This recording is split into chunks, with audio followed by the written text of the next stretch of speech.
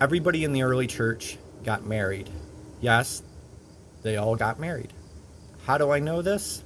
Well, for a couple reasons. One, they talk an awful lot about taking care of widows and orphans.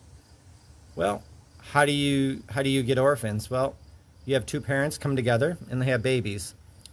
And why would they be a widow? Well, because they were martyred. Their husbands got martyred a lot.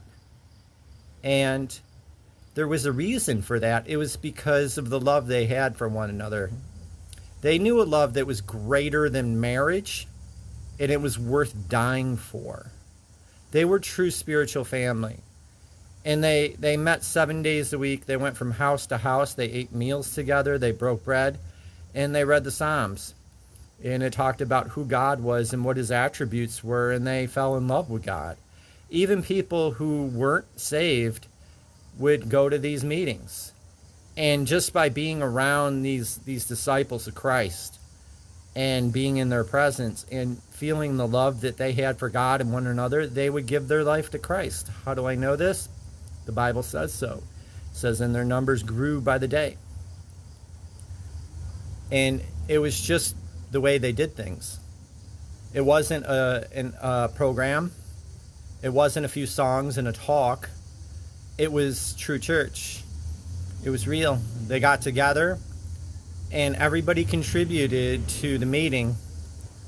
They would all share a psalm to deeply reflect on who God was. They would look at the apostles' teachings to know who Jesus was. And it filled their hearts with love for him and for one another. And they were willing to die for each other. And it's beautiful. And I believe that that's really kind of what God is calling us to do today, is to know him more deeply and to love him and one another.